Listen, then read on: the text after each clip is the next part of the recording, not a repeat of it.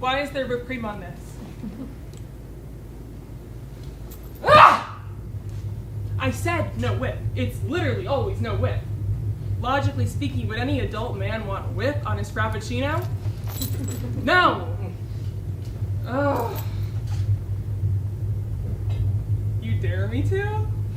Guys, no. Oh, it's so gross.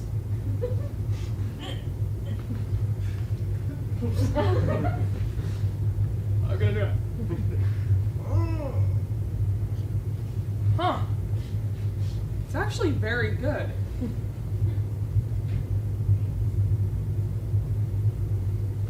I can tell this is made by a conservative. Just the ratio of whip to strawberry puree to syrup, it was definitely a conservative.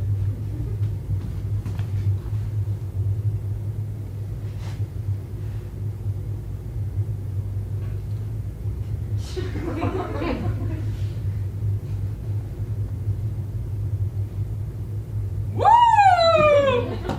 Don't talk to me until I have my morning coffee, am I right, guys? Ben, are you ready, Ben? Are you ready, Ben? Mr. Shapiro, what are your thoughts on universal health care?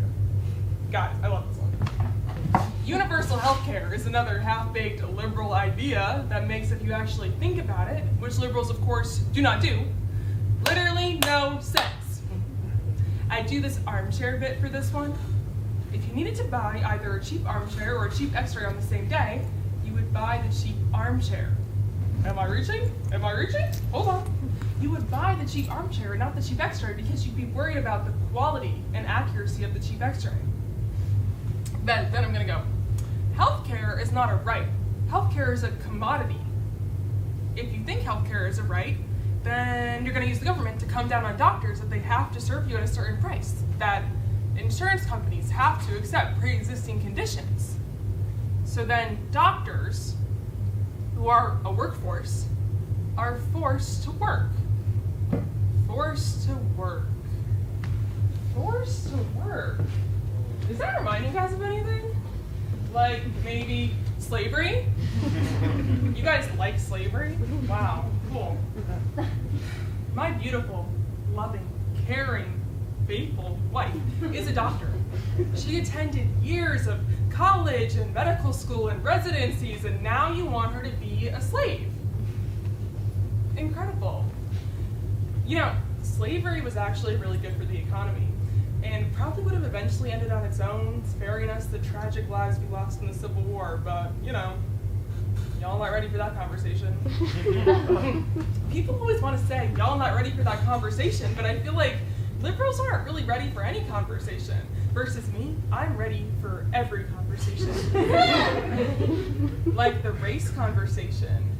Guys, you look so nervous, but let's talk about it.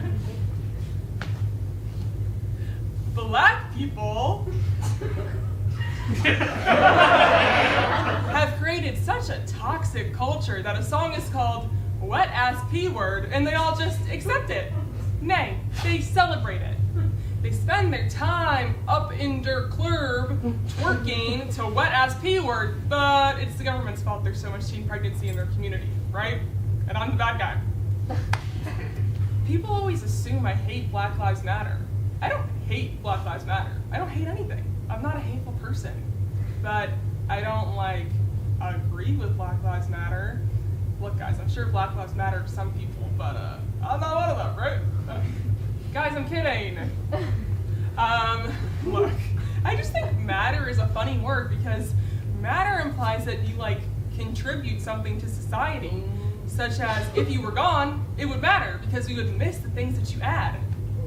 So I guess if you want to argue that Black people contribute a lot to society, I would ask what it is they contribute. Because if it's gang violence, baby mamas, dealing drugs, wearing saggy pants, as well as just general crime, then I would of course agree with you that they contribute so much to society.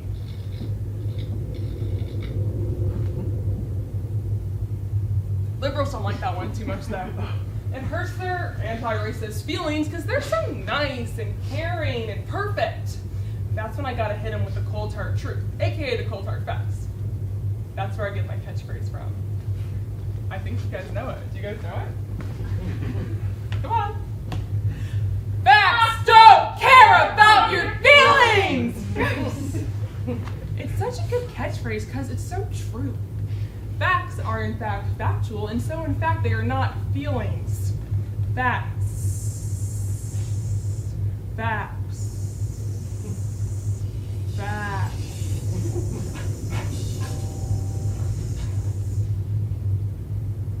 Black people, at 13% of the population, commit 50% of all crime. Fact. You guys like facts? Let's talk about what happened in Canada. A kid shot up a mosque. Fact. My tweets were the most checked on his computer. Fact. That kid is an evil piece of human crap. Fact. And it's my fault. Fiction. Look, it's all about intention. If I didn't say to go out and shoot somebody, then I didn't incite violence. I don't support violence at all, not the BLM thugs and not this. So, if somebody takes my words and misinterprets them to incite violence, that is unfortunate, but that is also not my fault. The same thing happened in Indiana. A woman vandalized a synagogue. Fact. She was emboldened by my articles. Fact. She is a white supremacist. Fact. I am a white supremacist.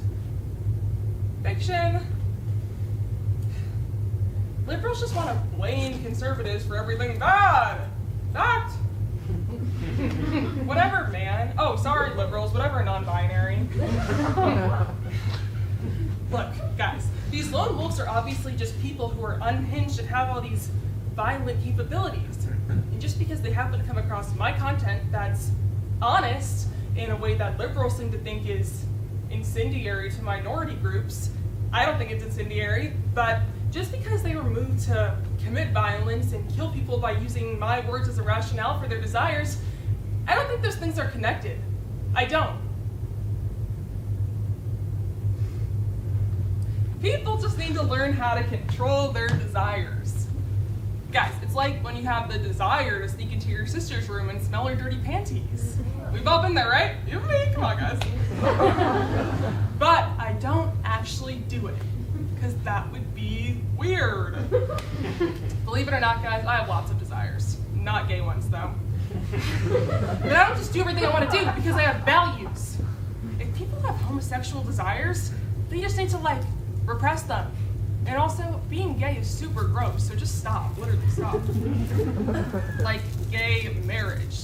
How messed up is it the government would sign off on something like that? Look, guys, I live my life by religious beliefs. And the Bible says that marriage is between a man and his wife. In my very humble opinion, we should be teaching our children to have good values. People ask me, how do I know which values are good? And it's like, I don't know, maybe the ones in the Bible or the Torah. Do you even know what the Bible is? Yeah, obviously I wasn't talking to you, buddy.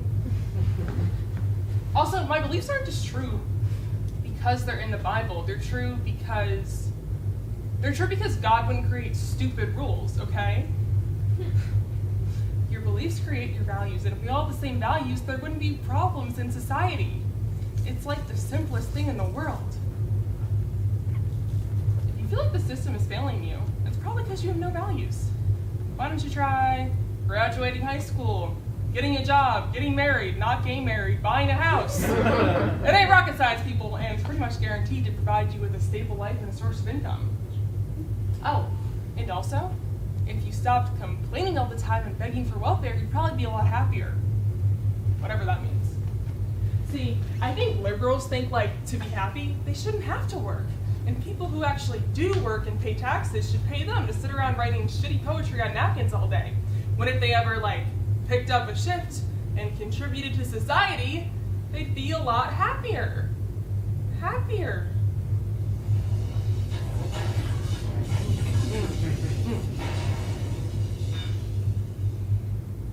Am I happy? What are you, my therapist? That's a joke. I don't have a therapist because I'm not mentally ill. It's just like, why are your feelings more important than my feelings? Why is your happiness more important than my happiness?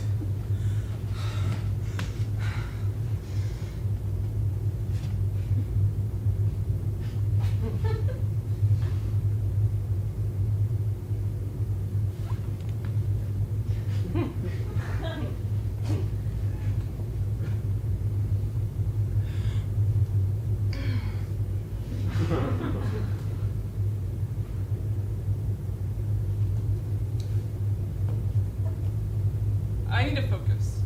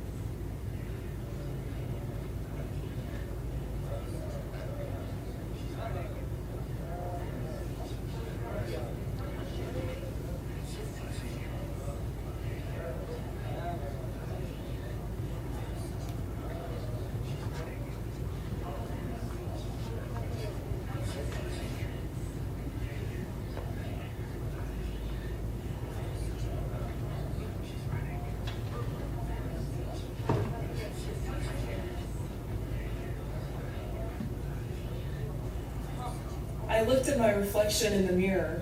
My lips were sort of purple. My hands were sort of purple too.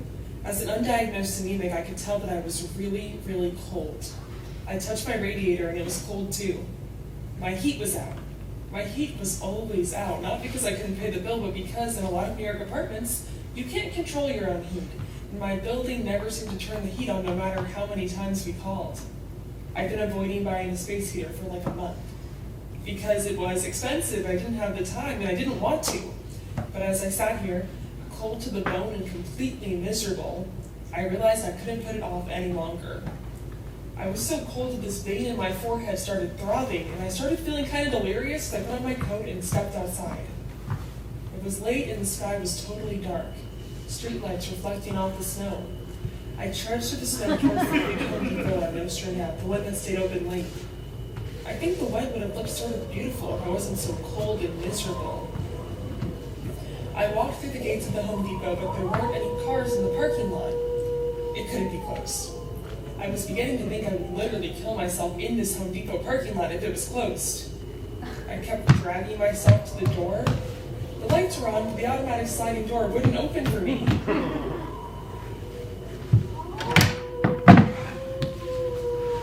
I collapsed into the snow. I don't know how long I was lying there, but I woke up when the door opened.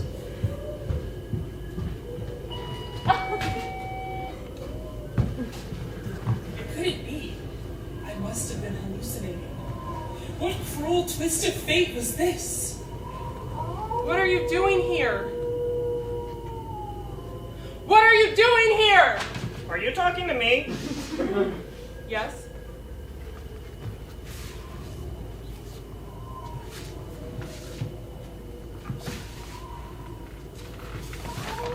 I think you're Ben Shapiro, but I also think it's kind of impossible that Ben Shapiro would be in the Bedford Nostrand Home Depot parking lot in the middle of the night, or really any time of day.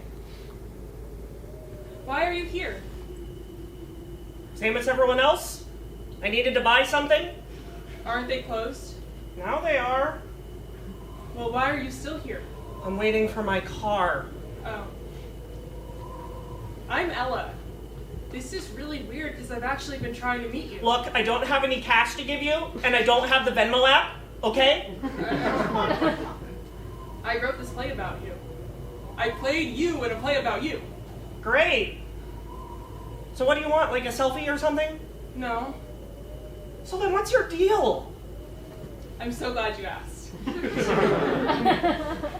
I'm Ella, I'm 22, and I'm from Brooklyn.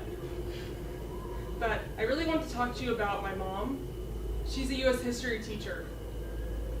Some of your fans have been trying to get her fired for teaching critical race theory and trying to dox her. And I know you wouldn't normally do this, but could you please help call them off?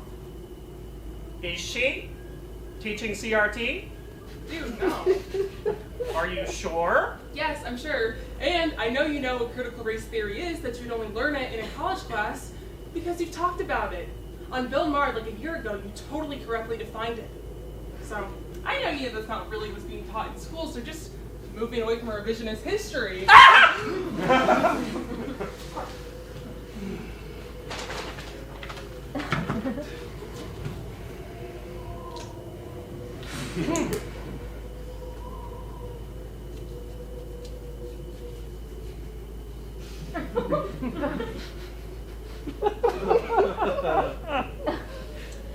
I did say I knew what the theory was. I never said it was a good, correct, sound theory. Every Western structure is based on race and white supremacy. Fiction. How would you know? I am a 38-year-old man. I have been a part of many structures and accomplished many things in those 38 years, and none of them were on the basis of my race. So that's how I know. But you're white. And you're black, Captain Obvious. Ben, you can't just deny racism. Oh my god, you are like obsessed with racism. Oh my god, you're like obsessed with being racist. Oh, of course, now I'm a racist, like I care. Then you can prove you're not.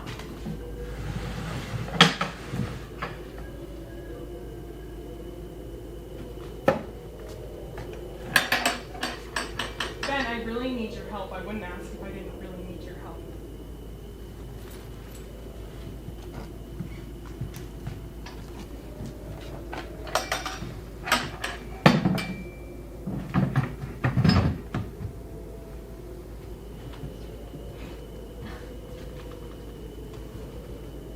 Can you just say like one thing, like neutral about CRT or school history classes or teachers? I know it will really help. I can't. I'm not going to. I don't just say stuff and then take it back. That's not really my thing. You don't care. About helping some rando? Yeah, I really don't. It's not just about that or about CRT. It's about everything. Look, it's hard to explain because it's so big, and I know I'm not doing it right, but I'm trying to say the way things are in this country, the division, everyone hating each other, you can't want that, right? Because where does that go? Where does that end? Do we all just kill each other? Is that what you want? What do you want, Ben? You always seem so angry. You're so angry that you make me angry. Whenever I watch your videos, it makes me angry. There's a lot of things you're wrong about, and I think you know that. It literally doesn't matter. You're a smart person. How can it not matter? If you think I'm right, if you think I'm wrong, I'll still get more views and listeners than you either way, and nobody will give a fuck about you either way. It's kind of like win-win for me and sort of like lose-lose for you. I can say whatever I want, and you can't do anything about it, can you? Yes, I can. Wait, was this your whole plan? To talk to me? How's that working out for you, pal? Oh, that's so pathetic. You're so pathetic. You think you're so woke because your mommy's white and your daddy's black. Actually, it's the opposite. Huh? My mom is black and my dad's white. Who asked? Who cares? Stop! Please stop!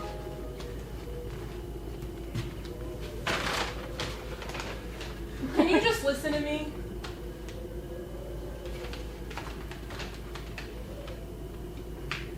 Yeah. No. Your plan was never going to work. And you want to know why?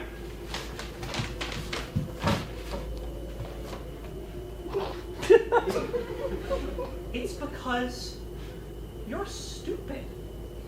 You're too stupid to argue with me. You're too stupid to write about me. You're too stupid to change anything. Thank God.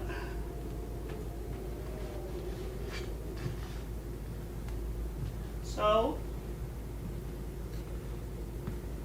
why don't you accept how stupid you are and go back to whatever miserable little hole you crawled out of in Brooklyn?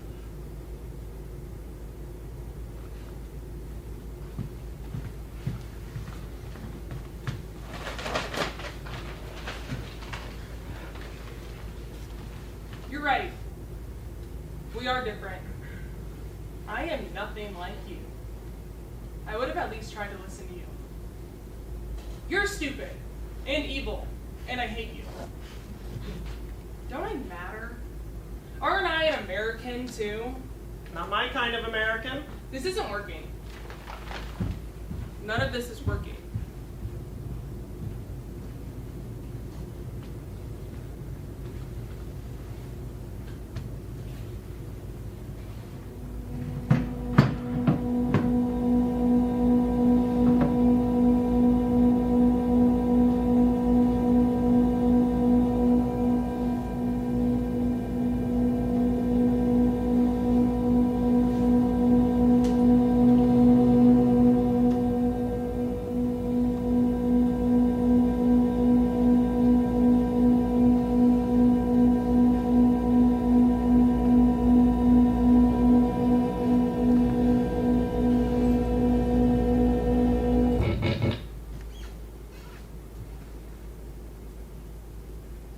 My mom is the kind of person who stands out. She's from Brooklyn, and she has blonde dreadlocks and more shoes than anyone I've ever met. She's funny and blunt and tall and smart. She stays true to herself and what she believes, even when it's not the easy thing to do. My mom teaches U.S. history and diversity studies at a high school in upstate New York. I always knew her students and coworkers loved her based on all the people that come up to us to say hi every time we go to the mall, to brunch, or to the dentist. But I didn't know how loved she was at that school till I worked there for a month last winter break. She really stands out there for caring about her students, for having a good sense of humor, and for trying to make learning fun in a place that can be really hard and depressing for a lot of kids. She stays after school every day to run the Women's Empowerment Club, the STEP Club, and the Black Student Union. She even reads an inspirational quote every day on the morning announcements. Last year, my mom had this kid in her class, Brandon. Brandon was ultra-conservative with ultra-conservative parents. When I worked at her school, I met Brandon. masks were required, and I wore a KN95 and he wore a fishnet mask pulled under his chin. Brandon would always say really offensive stuff, and other kids would tell him to shut up or call him an idiot or call him a racist. My mom would defend him. She would say, don't call him names, don't make it personal, keep it civil. I don't know if I would do the same thing. It's kind of hard to have to always be the bigger person, but that's what she did. One day my mom attended a diversity workshop at her school, and afterward she posted some diversity resources onto her class's Google Classroom. Brandon asked if he could post an alternate article from the Daily Wire. Ben Shapiro is the editor-in-chief of the Daily Wire. The article was called 5 Statistics You Need to Know About Killing Blacks. My mom said no, killing black people wasn't up for debate, and no replies were necessary for this post, and she tried to leave it at that. Brandon's father heard about this and he was incredibly angry. Brandon had already been suspended for bringing weapons to school the previous year. His father sent a message to the entire school board, every principal in the school, and every teacher, calling for my mom to be fired on the basis of indoctrinating her students with critical race theory. Critical race theory is a college-level concept on how society is shaped by social conceptions of race and ethnicity. My mom wasn't teaching critical race theory in her class. Brandon's dad was allowed to make a statement to the entire school board, and my mom was advised by the school not to say anything to defend herself. She felt humiliated, although she knew she did nothing wrong. The school assured her she wouldn't be fired, but even after everything she's done for them, they have never issued any public statement to refute the father's very public statement. The father then talked about my mom on conservative public radio, effectively doxing her, and she still went to school every day and taught his kid and was the bigger person. I think everyone in my family felt really powerless at the danger my mom might be in. Because she was doxed, people knew where she taught, could find out where she lived, what car she drove, could hurt her if they felt like it, and we couldn't really do anything. Last time I talked to my mom, she told me she's the only teacher at her school who doesn't get paid to run after-school clubs. The parents at the school board meeting have been asking why there isn't a white student union, and her principals advise her to combine all the clubs and call them the Empowerment Club if she wants to start getting paid. My mom said she's not going to change the name. She doesn't want to tell black students they can't call themselves black. When I become obsessed with something, I feel like I have to write about it. At first glance, Ben Shapiro seems like a joke, so I try to laugh at him in the play I wrote about him. My mom's side of the family has this saying that sometimes you have to laugh so you don't cry. I always felt like we needed that as black people because sometimes it just feels like a lot to cry about. I wanted to laugh and laugh at Ben until he just shrunk into a little flea, and I flicked him out of my life forever. I wrote jokes about him, I made him a joke, but I don't know if joking about something takes away its power. Then I just wanted to talk to Ben. I wanted to reach through the screen and make contact with him. I wondered if somebody like Ben could see a person like me, could listen to me, could care about me. I wondered if you can talk to somebody who doesn't listen. I don't think you can. Then I realized I just wanted to tell this story, and I just did. So, thanks for listening.